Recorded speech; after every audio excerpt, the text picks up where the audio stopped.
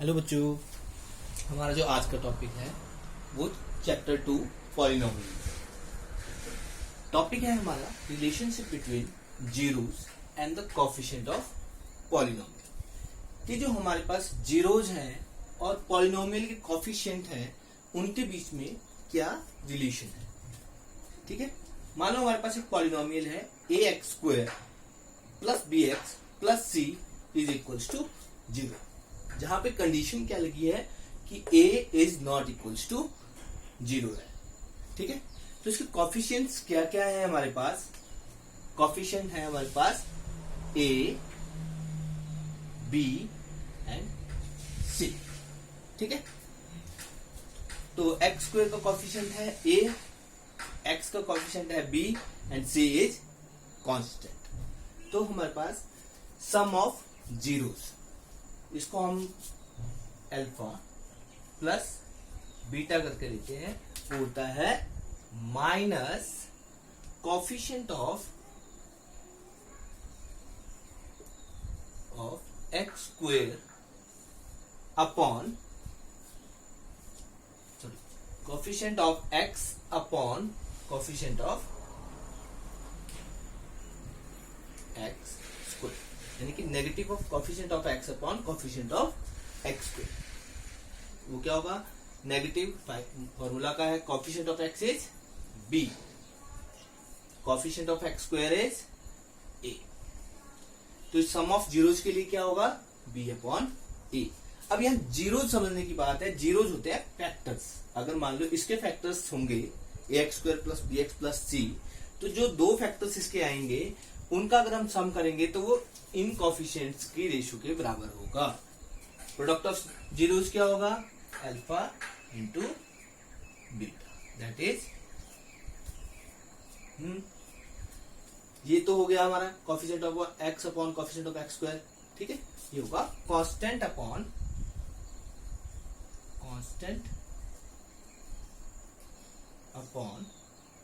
Coefficient of x², that is c upon a. c is constant and a is coefficient of x²। ठीक है, ये हमारा formula हमारी पूरी एक्सरसाइज में अभी यूज होने वाला है। तो हम इसको रिपीट कर लेते हैं। हमारे पास क्या वैल्यूज आई हैं, sum of zeros is equals to alpha plus beta which is equals to minus coefficient of x upon coefficient of x² which is equals to minus b upon a। Product of zeros is equals to alpha beta, यानी कि alpha multiplied by beta which is equals to constant upon coefficient of x² which is equals to c upon a। अब हम इसकी basis पे exercise को solve करेंगे 2.2। Now question 1, find zeros and the relationship between zeros and their coefficients. तो first है हमारे पास x² minus 2x minus 8।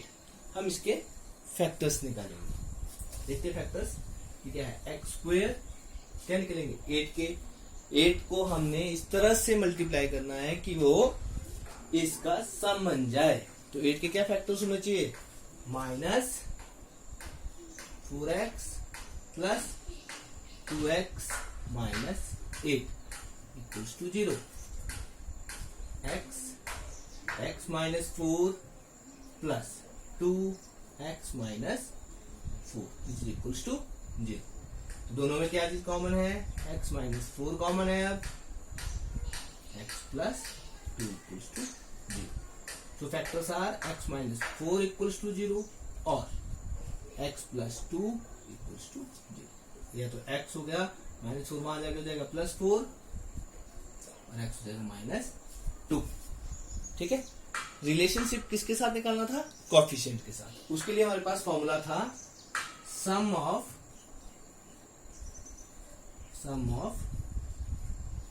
Zeros. क्या फॉर्मूला था, minus b upon a। Sum of zeros क्या है हमारे पास, alpha equals to 4, beta equals to minus 2। तो alpha plus beta is equals to 4 plus of minus 2 which is equals to minus b upon a। Minus फॉर्मूले का है, b कितना है हमारे पास, -2, ए कितना है 1, माइनस से minus cancel which is equals to 2। इसको सॉल्व करते हैं 4 plus minus minus 2 equals to 2 LHS equals to RHS। Clear है। अब प्रोडक्ट ऑफ रूट्स के लिए निकाल लेते हैं। Product of zeros, product of zeros formula था हमारा C upon A, that is constant upon coefficient of x square. C हमारे पास कितना है यहाँ पे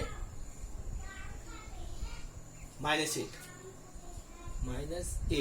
और A कितना है 1, that is -8। Product of zeros alpha into beta is equals to -8। ये हमारे पास यहाँ पे आया हुआ है।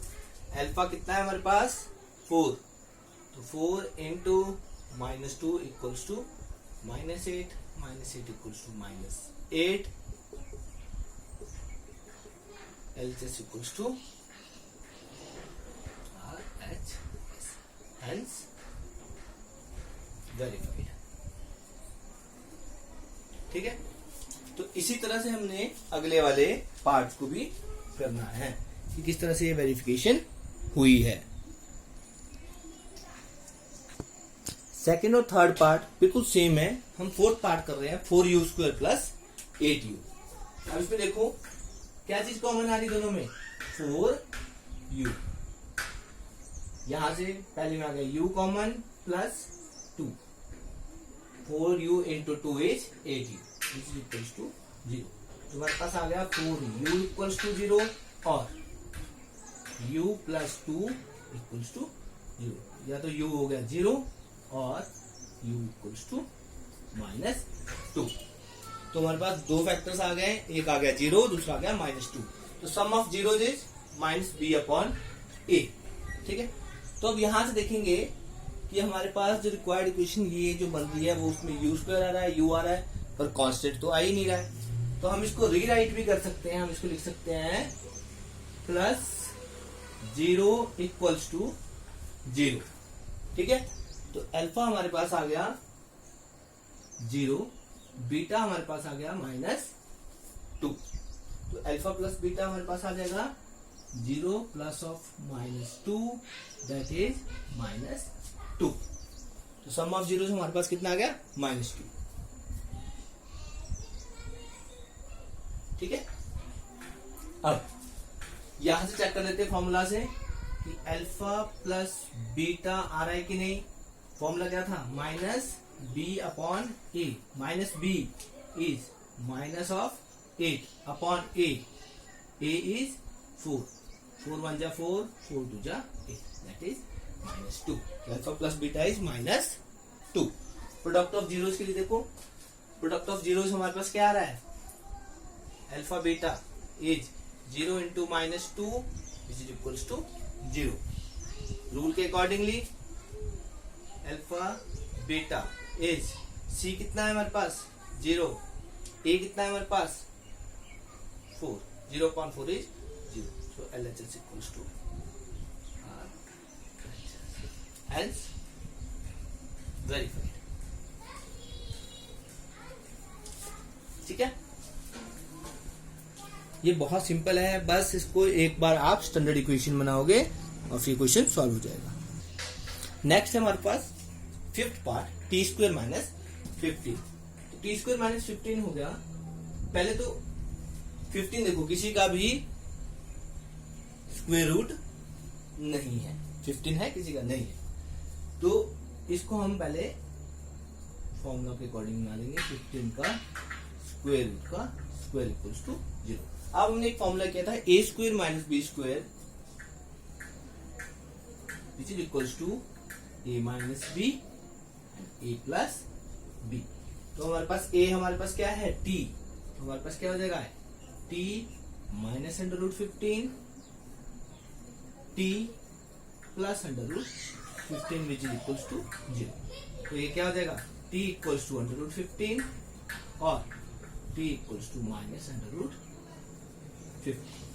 ठीक है, ये दो जीरोज आ गई। इसके बाद सम निकाल लोगे, सम क्या आ जाएगा, अल्फा प्लस बीटा यानी कि root 15 plus under root 15 minus का विच इज इक्वल्स टू 0। तो अगर स्टैंडर्ड इक्वेशन देखते हैं तो स्टैंडर्ड इक्वेशन क्या बन रही है हमारे पास, स्टैंडर्ड इक्वेशन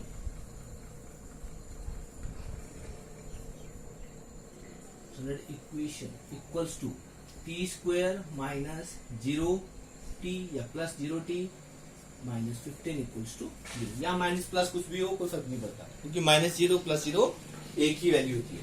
तो यहाँ पे क्या आ जाएगा, standard equation minus B upon A minus 0 upon 1 is equals to 0।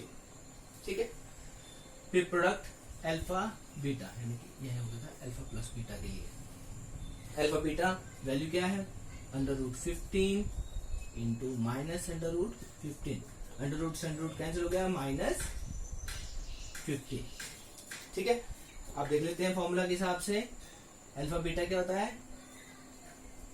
C upon ए। तो सी हमारे पास कितना है स्टैंडर्ड इक्वेशन में, सॉरी माइनस 15 और ए कितना है 1 माइनस 15। ठीक है, इसी तरह से सारे क्वेश्चंस करने हैं, बहुत सिंपल है, आराम से तुम कर सकते हो।